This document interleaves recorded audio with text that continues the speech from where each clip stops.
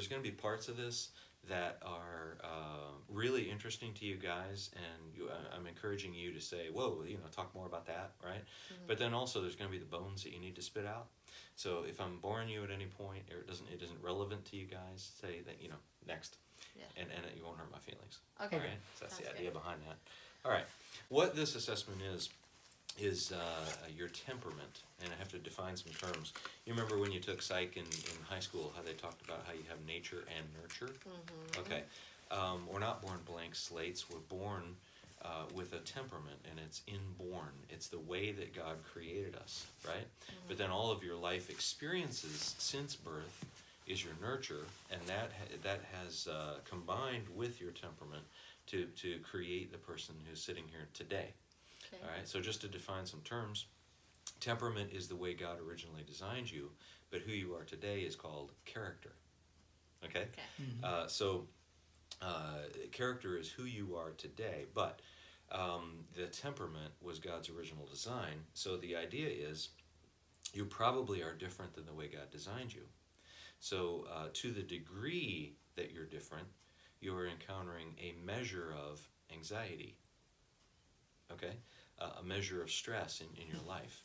So if you can discover what your temperament is and face that direction and maybe even move in that direction to some degree, it lessens your anxiety. Okay? Ephesians 2:10 says Sweet. that God created works in advance for you to do, right? Mm-hmm. Well, he created you specifically for those works before he created you, right? So being true to yourself and true to the way that God made you is wise. All right? So that's the idea behind that. Okay? Okay. All right. This, I don't expect you to be able to read, but what this is really the foundation of all the personality tests that you find out on Facebook and things like that.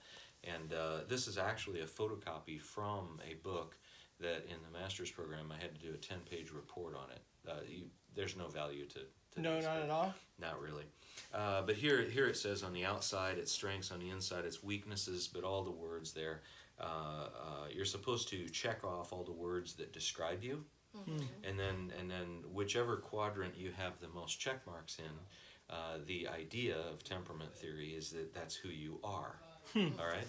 So when I did this test, I had the most check marks in this box called melancholy, right, which is introversion. And so it said that the totality of who I am, is melancholy. And I got 3 pages of my 10-page report fighting this thing and saying there's got to be more to this because there's so many things that are sanguine that really define who I am powerfully, right? But then also there were a lot of things in the choleric that simply it's who I am. And so how is it possible that according to this test I am a melancholy, but yet there are things that are the exact opposite that literally define my existence? There's got to be more to this, right? And so if you've ever written books in college and everything, where you have to write reports and there's a page number that you have to reach, I got 3 pages out of that battle. All right, Wow. so that's the way that works. And there is a lot more. Was to that it. a 15-pager? Now 10. Yeah. But this what you're looking at right now is literally the foundation of everything that's out there. Okay. Okay. This is a matrix that defines what that is. You have leaders and followers, and you have extroverts and introverts, right? Over there. Measure 2 things, you get 4 outcomes, and all the tests that are out there free on the internet, this is it. Okay, even DISC profile and stuff like that. All it does is measure introvert, extrovert, leader, follower. Okay, and then define the 4 types differently. Okay, what you'll see by the end of this presentation is that this is really woefully inadequate. All right. Right, because that's why you have the bigger one that Yes. we're getting to. Yeah, if you've heard of Myers-Briggs, they can define 16 different kinds of people. Right. Right? Okay, they're still just measuring introvert, extrovert, and all that stuff, but they kind of work it and all. What you might find interesting is the owner of Myers-Briggs, you can go to their website, cpp.com, all right, and they own a lot of different tests. And Myers-Briggs, they put out there and make it broadly known as a loss leader. It's free to the public to inspire interest in this thing, right? And yet it's really basic. It's so remarkably basic that people literally get certified in it and study it and all that kind of stuff, and yet it's just Stone Age understanding of temperament. Okay? The same company, CPP, also owns the rights to something called Fibro-B, which is the foundation of this, and it costs money. You have to have trained people to be able to interpret it and everything, because it's a serious scientific tool. It's not just a plaything that's on the internet. Right. Okay? Okay. This is what I learned in the PhD program that explained why I had such a problem with the other one. Okay? And that is that you have 3 different parts to your soul. You're familiar with the term mind, will, and emotion. Right. And that's what makes up the soul. Well, those are kind of the lay terms for that. But the real terms are inclusion, control, and affection. Right. Okay? I've heard So- you say this a few times. Yeah? All right. The good. Yeah, inclusion, you did, control, yeah, and you did. affection thing. You've Including mentioned real- all 3 of those, but Right. Yeah. so quick, or 4, well, there's 4 different ones. I've heard 3, not belong to That's you. right. That's right. You're way ahead of me. All right. So in the area of your mind, in terms of the way that you think in terms of social inclusion. So either you like to include lots of people in your environment, or you want to exclude people so that you have the peaceful environment with which to create something or do tasks, right? Stop distracting me, I have to do this task. Okay?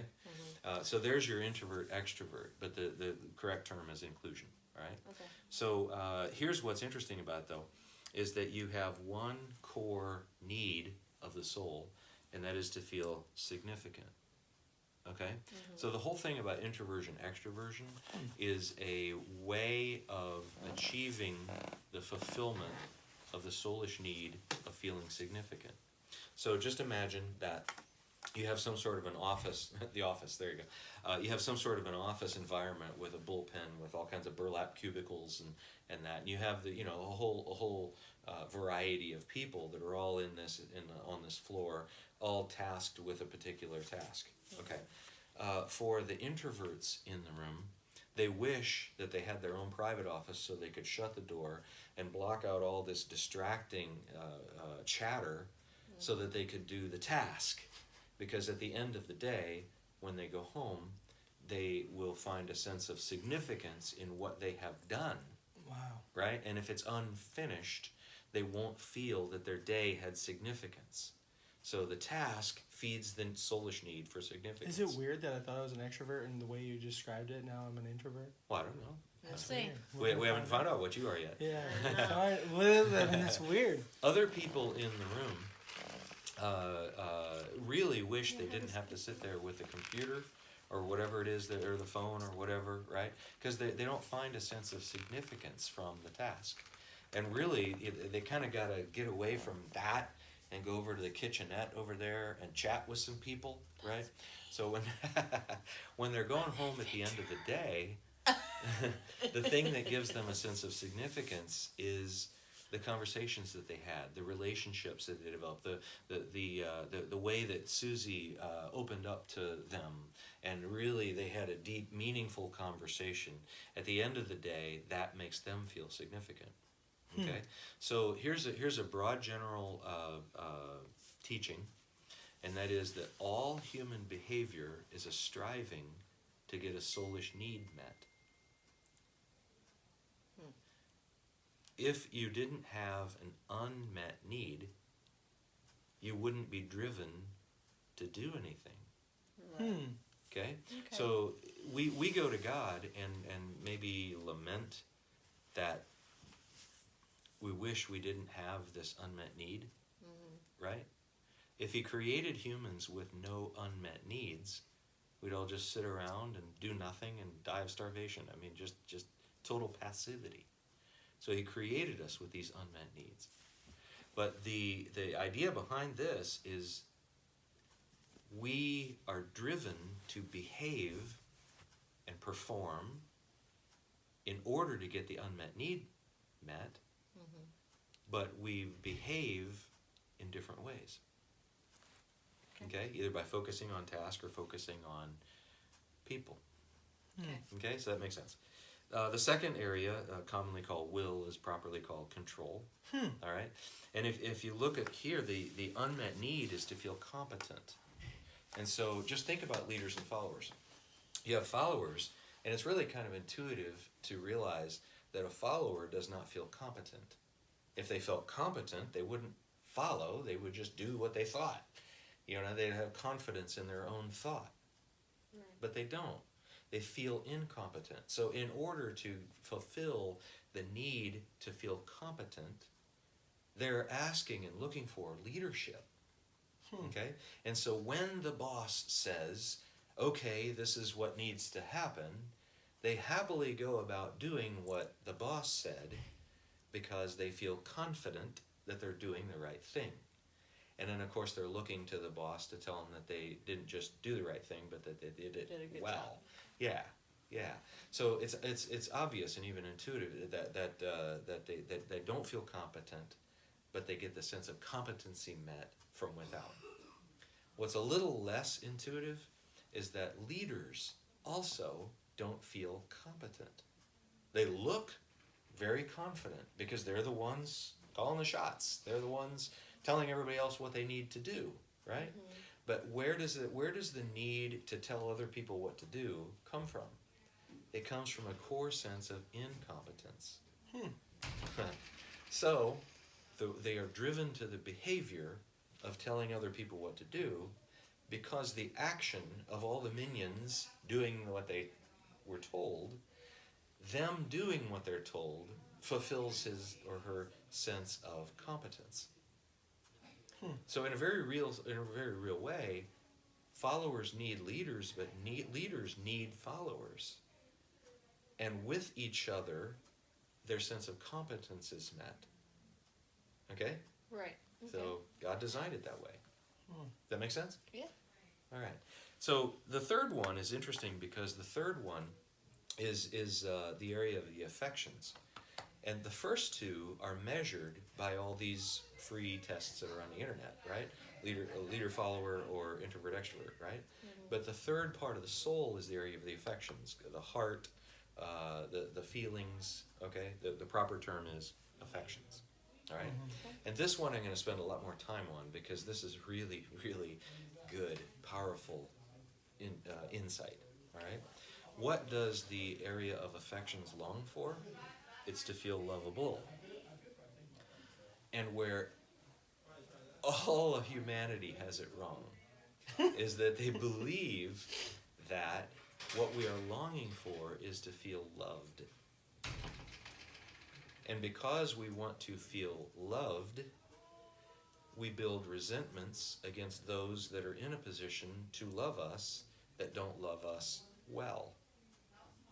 Right? Mm-hmm. So I wish that they would say this or do this or stop this or whatever so that I would be filled with love.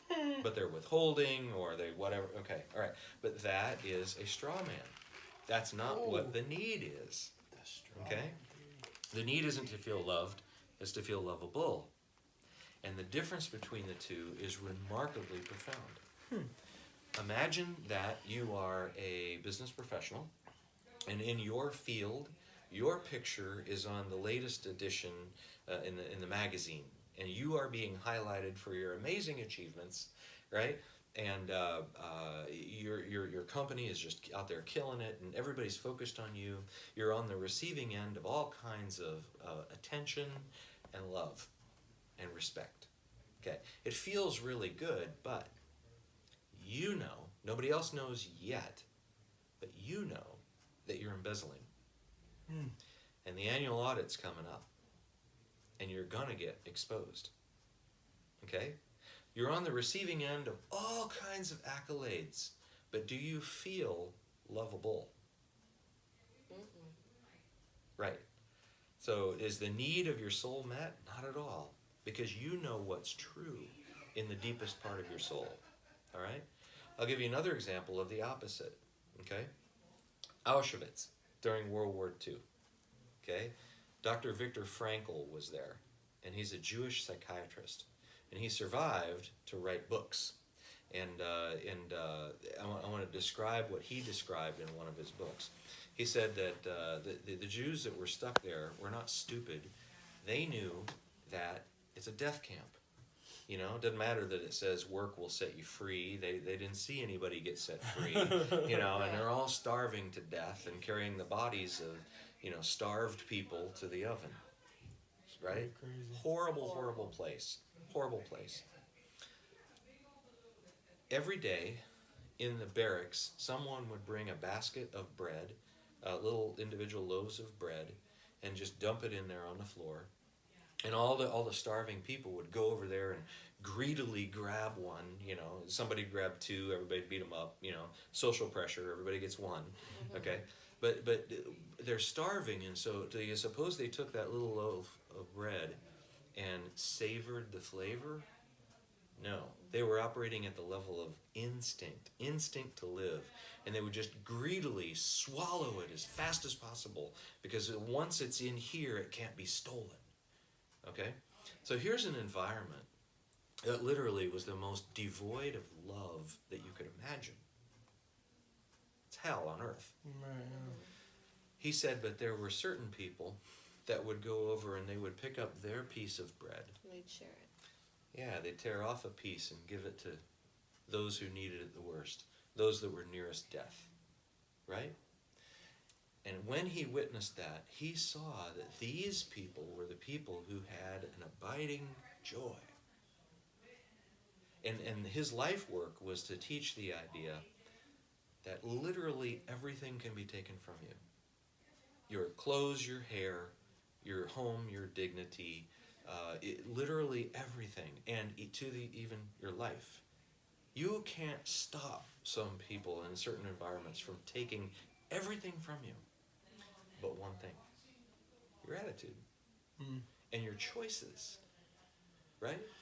So these people that chose to give away the only thing that they had, and if it wasn't bread, it could have been edification that they could give. You have the ability to give something, and it's the giving that makes you feel what? Lovable. So it's the opposite example of the business exec who's embezzling, right? The need is not to receive love. The need is to feel lovable.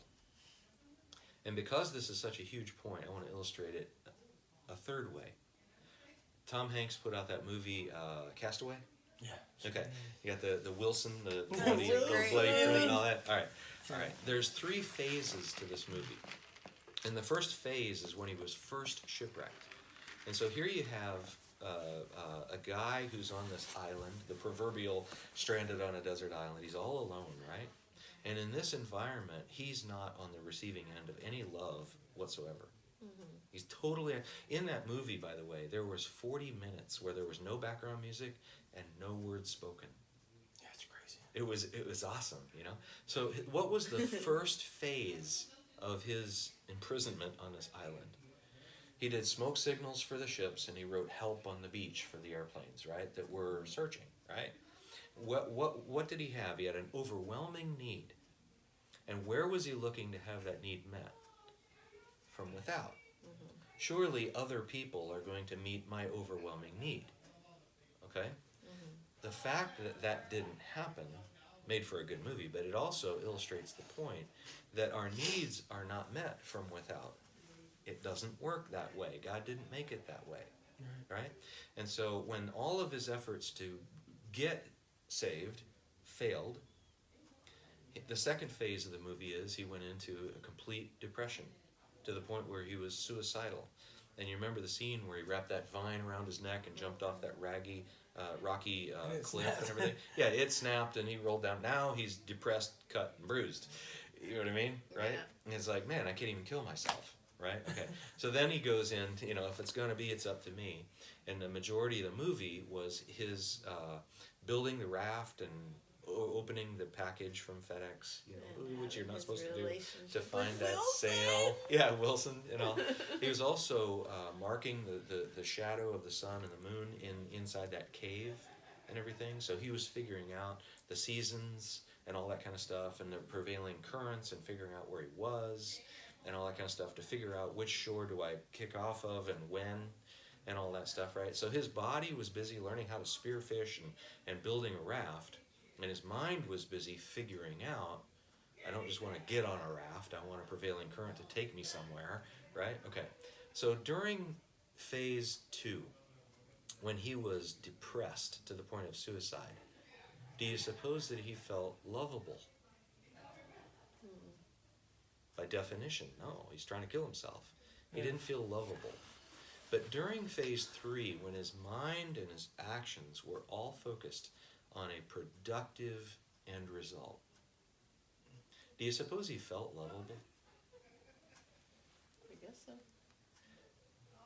Yes. And the reason why is because what you know to be true about what you're thinking and what you're doing, what you know to be true, you either feel as though if God were watching you, he would approve.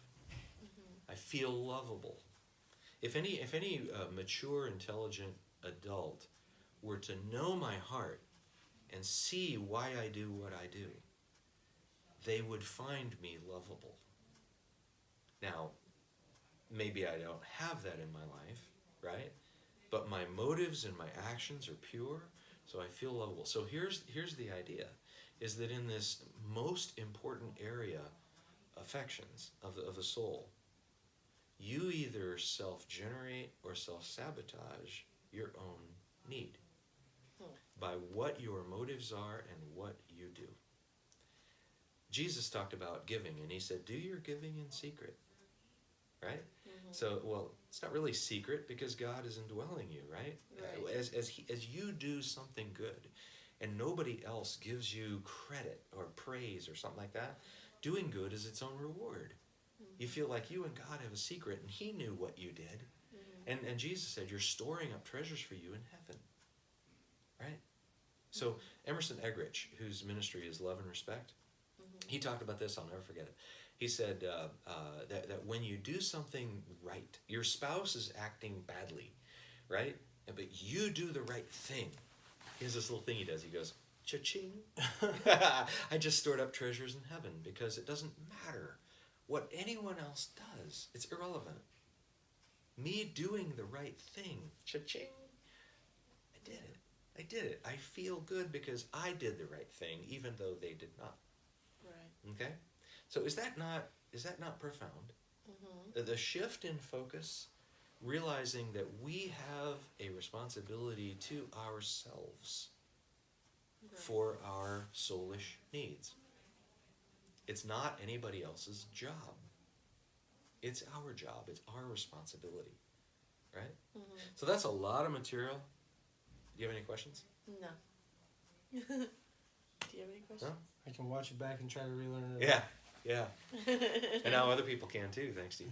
All right, so remember this is green, red, and blue. Okay. Right? Okay. Because that'll come into play a little later.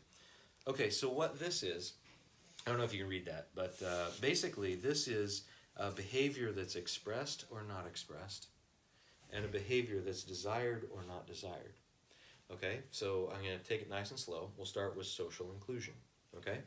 Up here, the sanguine desires to be around a lot of people and expresses that desire. Okay? Down here, the melancholy does not desire to be around people and sends that signal. The actions, the nonverbal and verbal communication is consistent with leave me alone, I want to do this task, right? So there you have extrovert, introvert. But when you're looking at it based on what they really are versus how they act, you can see that there's other quadrants to this. Here's your extrovert who acts like an extrovert, but here's an introvert who acts like an extrovert. Okay.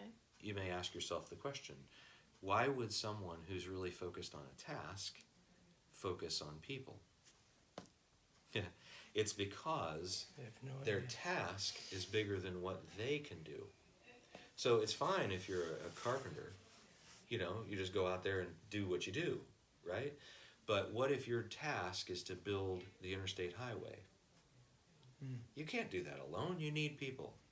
So people with huge tasks in mind have to relate to people and deal with people to get people to do what needs to be done. But while they come across as a people person, they're really focused on a task. So what do you have up here? Here you have extroverts who act like introverts. So what's happening there? They're focused on a task. But why? What's happening here? While just to look at them, you would say that they're an introvert because they're all focused on a task. But what's happening here is they're doing the task for you. You are the focus. Okay? So I'll give you an example of that, right? I wake up early and have an alarm and I have responsibilities 6 days of the week. Saturday is the only day that I don't. And so Saturday, I wake up early anyway. But on Saturday, Me too. But I'll wake up on Saturday and I look over at my beautiful wife and she's just happily drooling all over the pillow and just, right? And that's great and everything. But I'll look at her and I'll feel love for her, right? And so, but I don't want to wake her up or anything like that. So what I do, I kind of sneak out of the bedroom and everything. I go out in the driveway and I'll wash her car. And in my mind, I have like this wonderful vision, right? That when she wakes up later and goes out and finds me putting, the finishing touches on the car, she's going to stand there in her jammies with a cup of hot Joe, and she's going to say, "Oh, thank you for doing that," right? Okay, so is the car my focus? The car isn't my focus. Right. She's the focus, right? So these people treat tasks like people. Their focus is relationship, even though they're focused on doing a task. And then these people treat people like tasks. Make sense? Oh yeah. So you have the I almost feel like we may both be in that square. Which one? Bottom one? This one. that one right there? I'm the opposite. Yeah, opposite. I'm the bottom right. I'm almost positive, but we're gonna find out. We'll find out. We'll find out. Okay, so that's social inclusion. And What was melancholy? I didn't really understand. Melancholy was an introvert. Yeah, they but just want to be left alone to do their task. do their task? Okay, so yeah, you didn't really go into it, but that's Right. why. Yeah. Because Right. it's that simple. And their task is small enough just for them to do. Yeah. Right? Okay. Yeah. All right, so with this, what you can immediately see is that here's people here and people here, that what you see is what you get. But people here and people That's why here, it's so you confusing. think one thing, but their internal motivation is actually different. Okay? So that's the advantage of having a tool like this that measures not just who you really are, but also how you come across. Right? So, all right, the second part of the soul is this control, right? Okay, which the unmet need of this area is competence. So let's start here. Here you have leaders who don't follow. Okay. Okay? Here you have followers who don't lead. So every other tool will just measure whether you're a leader or a follower. But this tool measures how much of a leader you are and how much of a follower you are. Okay? Because you have these other two boxes here. Leader, follower, here's both. Someone completely comfortable leading and following. Okay? So that's a collaborator. So, all right, we're the football team. Just had the Super Bowl yesterday. We're the football team, and our job, all right, guys, huddle. Our job is to get that ball into that end zone over there. Anybody got any ideas? No? All right, let's try this. All right, we'll try this, and boom, you run the play and everything. All right, that didn't work. Who else has an idea? I'm totally comfortable leading or following. I don't care, right? Because we're a team. Well, I feel like that. Okay, and then down here, what do you have? You have someone who's neither a leader nor a follower. And that's the melancholy in the area of control. And this person just wants to be left alone to do what they do. They decide what they do and for what reason and in what time. Just leave me alone. So, okay, all right, well, I'm not going to tell you what to do, okay? But this is what I'm going to do. Now, you're smart. You can do whatever you want to do. And it'll be interesting to see what your choice is, right? So the independent or the collaborative, the leader or the follower. Make sense? A little Yep. more complicated than what you thought, Yeah. right? Okay. Now the area of the affections. What is it that's being measured here when it comes to feeling lovable? What's being measured is how open or how closed you are. And so, hi, my name is Bob. This is my worst sin. What's yours? Yeah. You know what I mean? Totally comfortable being completely open. That is so not me. That's kind of me. The example I just gave you is comfortable both initiating openness and receiving openness, right? That's the sanguine. Yeah. Down here, what do you have? Yeah, I think I'm temperate. Yeah, it's been really cold out, but I heard it's supposed to rain this next weekend. No intimacy there, really closed, okay? So that's way down here. So what do you have here and here? Here you have those that are very comfortable initiating, okay? So they will tell you everything, all right, about what they got going on, right? Taking great interest in talking to you about what they have on their heart. And then in an effort to relate, you say, oh, I know exactly what you're talking about. I've been there. Why, when I was 7, and they cut you off because they're not interested in you. They're interested in sharing about them. And we know people like that, right? Yeah. So, I keep like jumping between them. Like, Yeah. So there's the initiator who doesn't respond, but here's the responder who doesn't initiate. Okay? So this person is sitting there, and they're hoping that someone will ask them about them. You know what I mean? They have a really, really high need, but they won't say so. They will respond enthusiastically, but they won't say so. Okay? All right. So, does that make sense? Yep. So you can see already how every other assessment that's out there for free basically just puts you into one box. You're either an introvert who leads or follows, or an extrovert who leads and follows. And it's only 4 types. Well, there's 4 types mentally, in the area of control, and in the heart issues. You're one of 4 types. Gotcha. Okay? And that answered the dilemma in the master's book review that I was doing of how is it possible that it says that I'm a melancholy when I have so many strong choleric and sanguine traits. Right. Right? Okay. But it gets a little bit more complicated than that because we're measuring here how much you express and how much you respond. So what if you land right in the bullseye? What about that? Okay? Wow, you can land in the bullseye. Yeah. Okay. What if you land in the middle? You're the perfect average of all these things. This is called the phlegmatic here. This is actually called the supine. But the phlegmatic comes from the word phlegm. And Hippocrates, 2,400 years ago, he's the guy who came up with this idea that there's different kinds of people, that there's leaders, followers, you know, which today is so obvious to us, right? But somebody had to have the idea first. Right. Okay, so he did, and he thought that he could measure body fluids in order to quantify this. So he measured blood, he measured black bile, yellow bile, and phlegm in test subjects, right? Okay. So he got all that wrong, but the names stuck.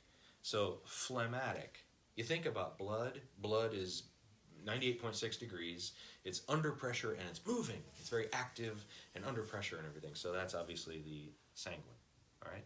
But compare that to mucus, to phlegm. What does phlegm do? Thick and slow running. It does, yeah. It doesn't move, it just sits there. Yeah. It remains at rest. Hopefully. It does its job. What it's designed for. When it just doesn't do anything. Right? So that's the phlegmatic. So I made a statement before that all of our human behavior is driven by a desire to get our soulish needs met. Okay? Well, with the phlegmatic, because it's the average of all and it's in the middle, there isn't the unmet need. So some people long to be completely self-sufficient and not need anything from anybody, right? Well, the pure phlegmatic has that. And they make the ideal Hindu. Because they'll just sit there, and just not move and beg, and people give them money so they can eat, and all they do is just meditate all day, right? Well, God created people who are pure phlegmatic. They don't have a need to do anything. They don't feel any compulsion to do anything at all. So let's take the 3 parts of the soul And look at what it looks like if you're a pure phlegmatic. First one, social inclusion, right? If you have no unmet need to feel significant, you feel no particular desire to achieve literally anything, to do any task, or to have any relationship. You're completely at rest, and Those you kind just of want to people bother return me. to rest. Sorry? Those kind of people bother me. It's your Now I mother. understand. Yeah. Yeah? Now I totally understand though. Yeah. Sorry. So She has no desires or needs, seems like. Maybe she does, though, and she's just an introvert. the need for the phlegmatic is actually peace. And so you know people that just never engage or get involved or something. Their need is to just let all that dust settle, let that turbulent water turn into a sea of glass. If we just don't do anything, everything will return to rest. That's their driving need. And so they're literally driven out of their mind if there's unrest. So it's the fourth need. There's only 3 parts to the soul, but there's 4 needs. Okay? So that's social inclusion. What about control? All right? No unmet need to feel competent. No behavior is driven to do anything. Right? And so what is it like to employ someone who's phlegmatic in the area of control? They won't do anything. If you tell them to do something or ask them to do something, that broke the peace, and only by doing the task do they return to peace. So they'll do just what you said, they'll do it right, they'll do nothing else. Because all they want to do is just have peace, right? So what's it like if the area of affections? What are you looking at me for? What if you're phlegmatic in this area, the affections, right? You have no particular unmet need to feel lovable. So what do you do in relationships? You know, are you inspired to any kind of behavior in the context of a relationship? Well, no, you're not. You're just sort of dead. You're sort of just completely at rest. And anything that happens in the context of a relationship, you just kind of don't do anything. And just hope that everything comes to rest. Okay? Which can be very frustrating in a relationship. Okay? But it gets a little bit more complicated than this, because we're measuring how much you express and how much the desire is. You can land in any of these areas. Okay? So someone can be. I have a feeling this video is not going to be able to read that. Oh yeah, that's okay. That's okay. You'll have a handout that shows. Yeah, cool. Okay, cool. All right. So you could be way up here or way down here, but you'll look exactly the same, because this is the way that you act. Okay? So if you act this way or this way, it looks exactly the same. I'll give you an example of that. My social inclusion is absolutely at the absolute top here. The only thing better than being in a crowd is being in a bigger crowd. I love people. I love to be around people. And I land right there. Okay? I was a part for about 3.5 years a men's gathering where the organizer of the gathering was down here. Okay? And so I really love being around lots of people, and he really loves achievement. Socially, we looked exactly the same, somewhat indifferent. Neither one of us going around slapping backs and that kind of stuff, right?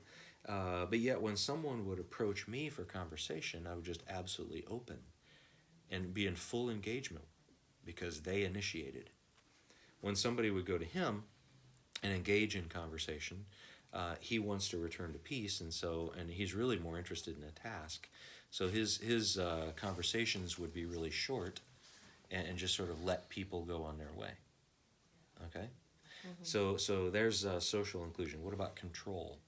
You know, you could have somebody who's really comfortable giving orders, but when asked to do a task, they'll be compliant just to return to peace. Or someone who never would think to ask someone else to do something for them, but will do for the other person. Okay, it makes sense? All right, look at the area of affections, right? Here you have somebody who will very freely open up about what the deepest part of their soul, but when asked about theirs, they kind of respond like mucus. They just don't say much. They, the conversation sort of ends quickly, right? So you can see that there's a difference between initiation and response. And that's remarkably important in our relationships to think that way, you know? Whether, to discern with people, are they initiator or responder in each of these areas? Okay? Okay. So that's... Which one's the initiator on the top? Well, an initiator would be over here. Anywhere over here. Okay, so on that side. On the scale, this whole side is an initiator, right? Yep. But then it isn't that these are Who's the responders. Oh, okay. These are people who don't initiate. These are responders, Up in and these there. are not responders. Right? Okay, so these people both initiate and respond. These people only initiate, these people only respond. These people do neither. Wow, that's so Okay? complicated. It's interesting. It's very And interesting. this is why you have a professional do it for you. No, I totally understand, believe me. There's one more layer of complexity, and this is the final one. Woo. These are the areas of compulsion, okay? So what happens when you have a temperament that God gave you where the need is just overwhelmingly high, okay? Where the need is insatiable. Well, that is compulsion. Now, you've heard of OCD, and that's obsessive compulsive disorder, okay? Obsession is you can't stop thinking about something. Compulsion is you can't stop doing it. Can you be both? Yes, that's what OCD is, right? Can't stop thinking about it, and you That's you, compulsively do it. Okay. Okay. But what this is not obsessive compulsive. This is only compulsion. And Okay. what this means is that without thinking, your knee-jerk reaction is to automatically do the thing without forethought. And you can be told that it's wrong or bad or damaging to your relationships or whatever, but like a knee-jerk reaction, boy, you hit that nerve and, All right. Exactly what's happening. So let's look at it one at a I'd like to time. put them on this scale. Hey. We would probably. Send them. I think we might have to do a group counseling. Yeah. Yeah. Yeah. All right, go so on. social inclusion, okay? Here you have somebody that wants to be around the maximum number of people, right? And both initiates and responds to social interaction. And why? Because the need to feel significance is absolutely overwhelmingly high. Here's the thing about compulsion, though. When the need is so high that it's compulsive, it is impossible to be met. It's insatiable. So I'll give you two examples. One would be, your cruise ship goes down and you're on a lifeboat and you've exhausted all the fresh water cans that are on the lifeboat, life raft. And then you're 3 days without drinking and your mouth is just absolutely parched dry. And you look at the seawater and intellectually you can't drink this, that's death, right? But there'd be no harm in dipping my hand in there and just wetting my lips, right? And so you just wet your lips. You don't swallow anything, so it's cool, right? But by wetting them, it just feels so good that an hour later you do it again. And you actually take that and you just splash that water on your face. And it feels so good to have some moisture, right? Well, then later, you just take some and swish it around your mouth. Your tongue is dry like a cow's tongue, like sandpaper. But you swish it around in your mouth and it feels so good to have moisture there. Okay, but you spit it out because intellectually you're not supposed to drink this stuff. It'll kill you. Well, you do that a couple of times and then you swallow just a little. And after swallowing just a little, you swallow more. Because you are insatiable. That's what compulsion is, right? So I'll give you a personal example of this, okay?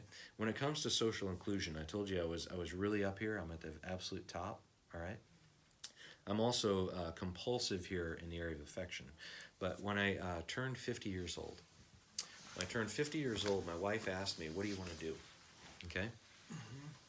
I'm getting ahead of myself. I'm going to save that for later, okay? Okay, All right.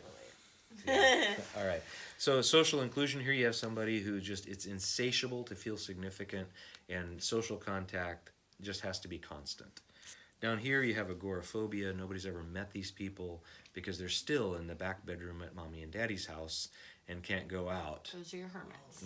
The hermits, right? That's my mom. And then here you have people who compulsively will reach out to people but can't respond. And here you have people who don't reach out but compulsively desire that people would include them. Won't Okay? reach out. They won't reach out to people. Okay? They don't express the need, the overwhelming compulsive need, but they strongly desire for people to reach out to them. Okay? So that's the compulsions there. Let's go to the second area of the soul, the area of control, right? And every famous person in the history books that ever mounted a horse and turned a plowshare into a sword and convinced the others to do the same, to go raid the neighboring village, that's a compulsive leader. They will kill people to get the ones that they leave alive to do what they say. Okay? That's what that is. Up here you have the opposite. So Hitler. Absolutely.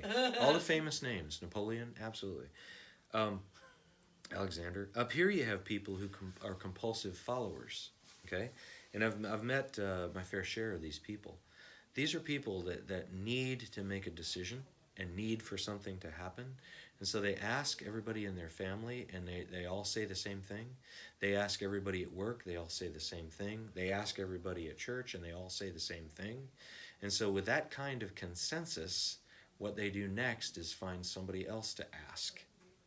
They can't pull the trigger. They can't do it. Somebody close to them has to take compassion on them, put them out of their misery, and just do it for them. Just implement the decision, because they can't. They can't. All right.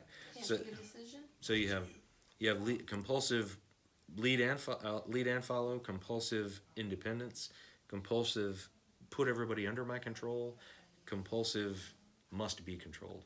All right. The final one is the area of the heart, the affections. Right. Mm-hmm. And here you have people who are compulsively open. Okay. The need to feel lovable is just really never met. Down here you have people who are compulsively closed. They blush when talking about the weather. And then compulsive initiators and responders. All right. So I am compulsive in this area, and I'll just give you an example of that. All right. The need to feel lovable to me is never really fully met. Or it's very short-lived. So that story about my 50th birthday, okay?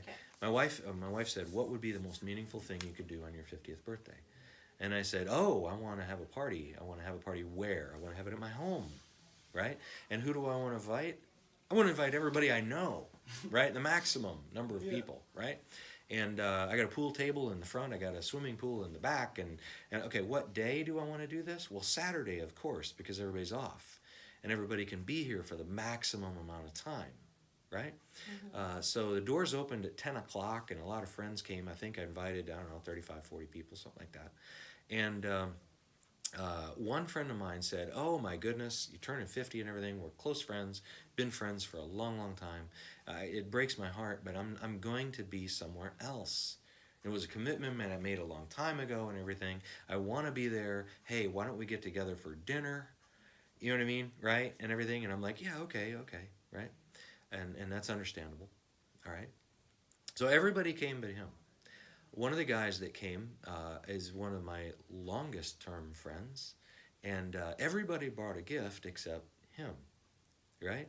Which is fine. They put me on a chair, and when it came time for my 50th birthday presents and stuff, all kinds of thoughtful, funny jokes and meaningful stories and stuff like that. And I sat there. Somebody dumped a big thing of chocolate over me, and because I'm a chocoholic, little chocolate mini bars and stuff like that, right?